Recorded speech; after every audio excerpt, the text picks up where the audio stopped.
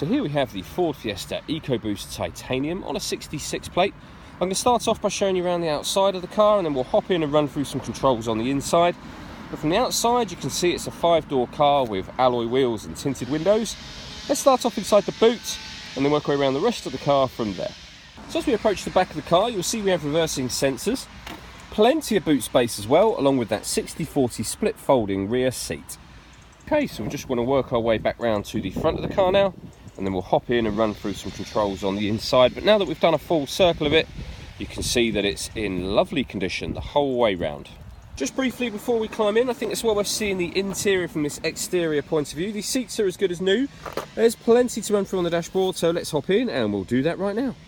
Okay, so now that we're inside the car, we're going to start with the dials. On the left-hand side, we have the rev counter, and on the right-hand side, the speedometer. At the bottom in the middle, you can see the fuel gauge. And then above that, the total miles on this car, which are 6,111. You can change the information that's displayed there by pushing a button on the end of the indicator stalk for various different pieces of fuel economy information. If we back out to the steering wheel, on the left-hand side, we have stereo controls as well as voice activation for the phone in the middle there.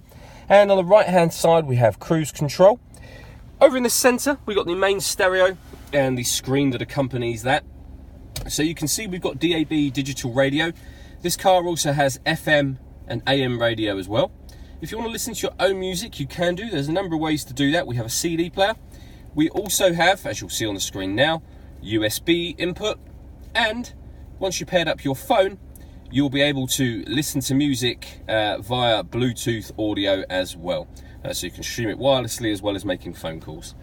You can see the CD player just at the top of that unit there, and the buttons down the left are the ones I was using just a moment ago. Beneath that, we've got the climate control. So this dial will select the temperature, so up or down. This one, the fan speed, up and down. Hit the button here to turn on your air conditioning, or hit auto and the car will maintain 16 degrees by taking control of the fan speed itself. Hitting that button or readjusting the fan speed will override that system. We've got heated front screen and heated rear screen, and these buttons will determine the direction that the air is being distributed within the car. Under that, we've got a few buttons. This turns on or off eco mode. This one will turn off the stop and start. So this car is designed to cut out when you're stationary in traffic, which will save you fuel. You can turn that system off by hitting this button here. And that one will turn on the front parking sensors, which in turn turns on the rear, of course. Putting the car in reverse will otherwise automatically turn the parking sensors on. And not only will they beep in this car, but you'll get a visual display up here as well.